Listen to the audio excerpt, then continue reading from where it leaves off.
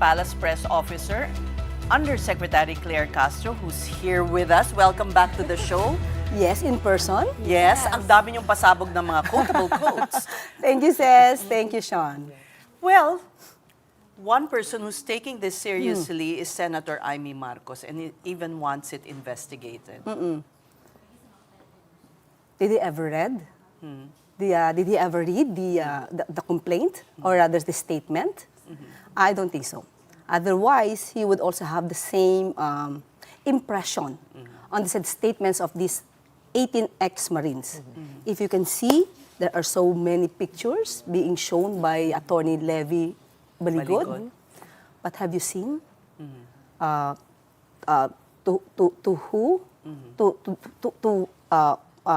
whose person these suitcases of alleged containing millions or billions of pesos, to whom they were delivered? Diba? To whom they were delivered? They're just pictures of suitcases. So what can they prove Anong out of klaseng that? evidence? Yes. Litrato lang ng suitcase. Litrato lang. And Pwede namang kunan ng litrato ang lahat ng suitcase. yes. Pwede kong kunan rin ng litrato. And you just do not know where to bring those suitcases. And what do they contain? Wala eh. So, kaya sabi natin, para siyang supposed to be, the script supposed to be a drama. There should be a drama. But it becomes a comedy. So parang wala eh. Wala siyang nilalaman. So parang Shakespeare and comedy and tragedy at the same time, Usec. Pero if, according to Attorney Levy Baligod, I know you were listening to yes. the report that we re-aired right now from our sister program kanina. Ang sinasabi niya, meron daw affidavit. We're not sure though kung napirmahan na tong mga affidavit. But if ever meron nga at maipresenta and i-report sa proper authorities, i-imbestigahan naman. Just look at this. If they held this press con and they want to be something to be remembered of, the truth, telling the truth, they should have given that yesterday. It should be a complete statement, complete pieces of evidence, not like a teleserye. There's a season 1, season 2, and season 3. Why are they still manufacturing stories to suit their a goal to put down the president or to pin down the president? So dapat kompleto na yan. So ba't series-series? So ano to? Parang Saldico. May video 1, may video 2, may video 3, may video 2. Kapag ikaw, nagsasalita ka ng truth, isa palang lagpakan, dapat boom, tapos na. So you will not be questioned anymore. And the credibility of these people, they are now being questioned because have you seen how they answered the question? Ililipat yung mic. Parang itong isang tao, he doesn't know anything about this issue. Ililipat, then another issue, another person will be answered. Another alleged witness will be answered. So, makikita mo the credibility. Alam mo, as a lawyer siguro, during the cross-examination, you can see the demeanor of the people who will be put on a witness stand and how they testify. So with that, makikita mo sino nagsisinungaling, hindi. Madaling mahuli. Sino ba naghatid sa kanila? You were, suggesting earlier that we should go after the person who brought all these officers, soldiers Yes. to the press con. There is this vehicle owned by two... Why can't you say it on air now? Sexy. Oo. I will just whisper to you. Okay. But what is this ex-politician? What is his motive? Who? Well, I did not say anybody. I did not okay, mention the person any name. who's behind this or who was ferrying these soldiers to the press okay. conference. What's the motivation? To make the president resign. Yes. This guy, naku, guy talaga. This guy, naging guy okay, na. belongs Okay, to the ma'am. group. Belongs to the group who wants the president to resign. That's the main goal. How will he resign from these allegations? I mean, you're saying they want him to resign, but they are trying to put him in a situation where he cannot defend him, where the public will believe the story. What is it? This is supposed to be the narrative. Okay. They want the president to be part of the alleged anomalous flood control projects. Even before, they want the name of the president to be included as part of this flood control mess, when in fact they could not even prove that because there's none at all. Usec, is that because somebody actually told you about this plan so you know it exists? Or is it because it is just obvious from the way that events have unfolded? If you can see, these are really series of lies. Everything will be, it will boil to one. What? To discredit the president. Yun lang yung purpose nila eh. Sirain ang presidente. And para kanino? Sino gusto nilang iangat? So pag natanggal ang Pangulo, sino ba iaangat nila? These people. So you're saying, okay, you're implying that they are answerable to the Vice President. Sabi mo, sinong aangat eh, di ba? Can be. So she's part of this plot? Oh no, I cannot say that. I cannot say that. But the people around her, they are trying to manipulate. They are trying to manufacture stories against the president. And that's what is the goal. Like what I have said. To bring down the president. Having said that, no, Usec Claire, you already know, I guess, who are the people behind this, who are responsible. So there's no plan, or does the president have any inclination to, do something about it, or is he inclined to just ignore it? Like what I have said during the briefing, the NBI, I'm telling to you, the NBI, the DOJ, the PNP, they have the obligation to investigate on this matter. If they can see that they are all falsehood, fake news, then they have to file case against these people. Moto So proprio. yes, motu proprio. There's no need for the president to give an order. That is their mandate. They can summon these people. Yes. Like what the NBI did with those people who spread this fake medical reports. medical report, Yes, yeah. the NBI and I believe also the PNP did this motu proprio investigation. So they filed cases against those fake news peddlers. But that was easy because they already brought in that person who was responsible for the fake medical reports. And this zarzuela, as you called it, has been going on for a while and nobody has been brought in yet. What is that? How are we supposed to read into that? Well, it depends. So if the NBI can see, they have to get the statement if it is under oath. So that's the important thing. If they can get the affidavit under oath, and then they can see that the statements made therein are all falsehood, are all lies, then it's time, it's really, it's high time to file cases again.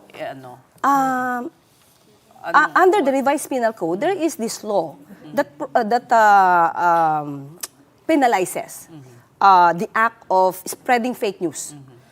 So aside from that, I believe cyber libel, I don't know if can be filed if the president will not file anything. Former Senator Sonny Trillanes Yes. filed. It is personal to him. So if it is libelous, he can consider those statements as libelous remarks and that maligned But what his about personality. conspiracy to bring down the government? Masyado bang mataas na yung charge na yan? If you're saying that that's what they want to do. To compel the president to resign or to link him to the flood control scandal by false reports or falsehoods. Or would that be Pwede ba hard yun? to prove? Oo nga Maybe. eh. Well, the investigating body should collate and gather the pieces of evidence.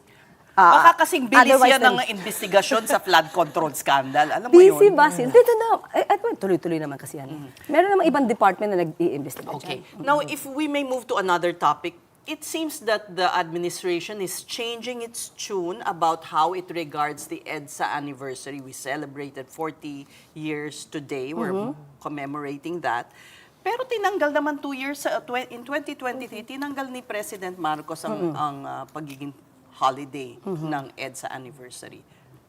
So, parang nag-iiba yata ang tono ng Malacanang. on how to commemorate. Yes, or how it regards Well, this it day. is still a special day. People can commemorate like what they're doing right now. It's a special working holiday. Yeah, tinanggal. Usec. Tinanggal. Dati kasi walang Ngayon, pinag-iisipang work. ibalik. Long weekend dati. Ngayon, yun na Parang basic. nag-iiba ang tono. Hindi, even if it is working, it is special working holiday, they can still commemorate. They can still celebrate. Because sabi ko, we cannot change history. It's part of our lives. So, in whatever manner that you will celebrate this occasion, so the president will not stop you. They are celebrating it. Yes, but tinanggal niya yung pagiging holiday noon in 2023. And 2024, it was a Sunday, so dead ma lang. He didn't have to do anything.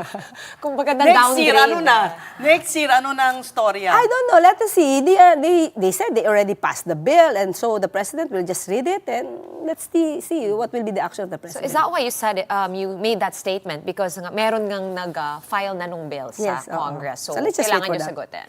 Okay. Now, let's go to the ICC. Yes.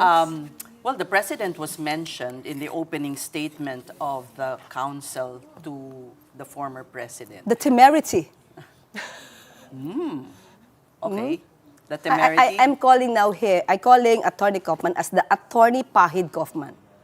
Pahid. Pahid. Always making pahid, pointing fingers at others. Now pointing fingers to other people, except for his client. So what do you anticipate? Tomorrow he will be presenting the merits of their defense. Yes. Since day one, it seems that his narratives, they all came from the DDS.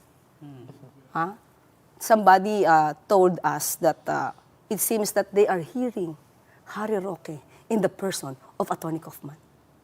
Same kidnapping, politicizing, when in fact he should be concentrating on the defense of his own client. If we can see, kidnapping, this is not even part of the accusations made by the complainants.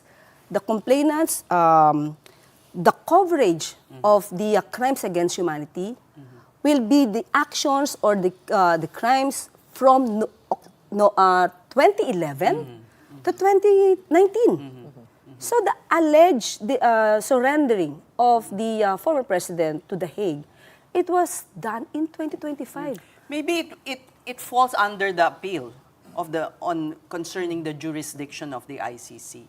But the ICC, I believe, it already talked about and made a resolution on the issue of jurisdiction. And even the Supreme Court here, in a decision, it said that ICC has jurisdiction over the acts committed prior to the withdrawal from the Rome Statute.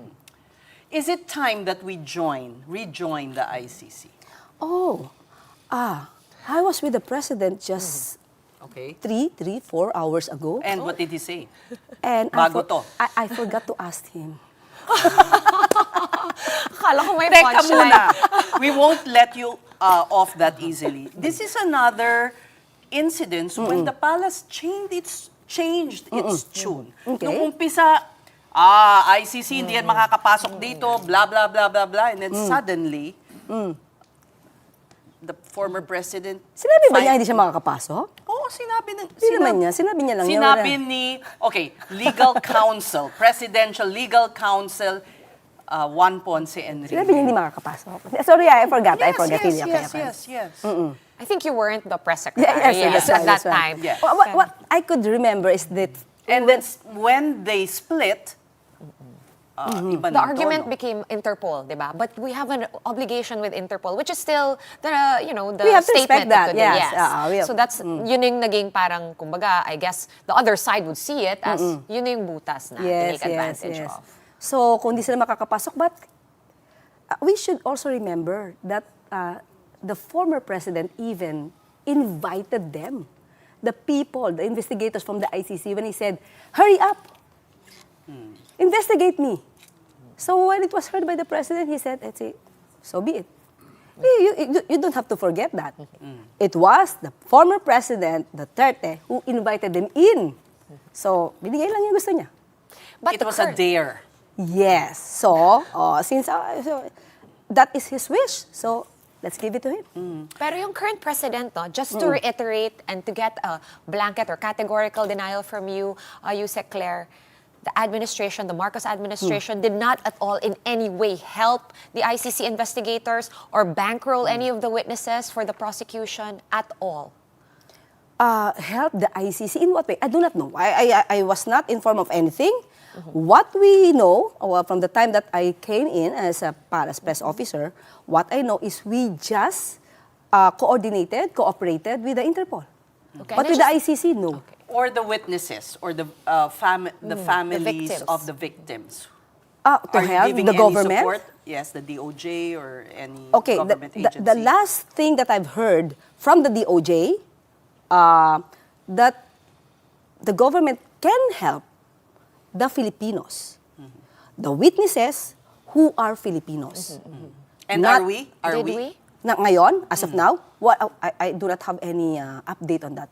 If they... Sige, we'll follow you up on that. Yes, oo. Last question, the airplane. Okay. Because this was brought up rin by Attorney Baligod. Sino ba nagbayad talaga ng aeroplano? Because you can now stock Anong flights. aeroplano? Yung airplane, yung Gulfstream that took former Ah, President okay. Duterte to The Hague, to be Okay. clear. To And be clear. to be clear, sino daw nagbayad doon? Because often that is also used by the President, Bongbong Marcos, in his travel. So maybe it's a rental, pero who paid for that trip? Not me. Yeah, but Yeah, but who? Do you know who? Hindi, I do not know. You don't know. Oo. Can you find not out for Zaldico. us? Saldi ko? No.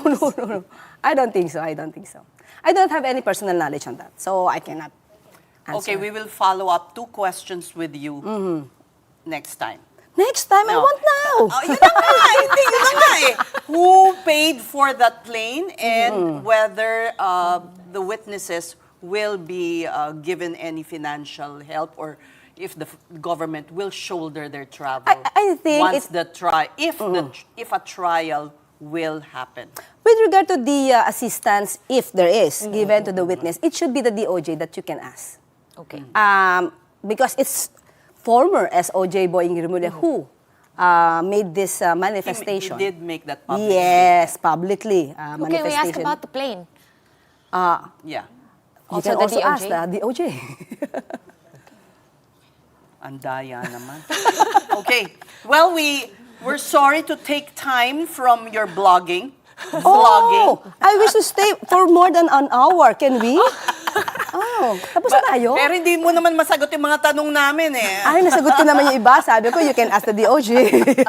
So we thank you for your time and thank you for coming over to the studio. Thank you, Sis, and thank you, Sean. My privilege. So that was Palace Press Officer Usec Claire Castro.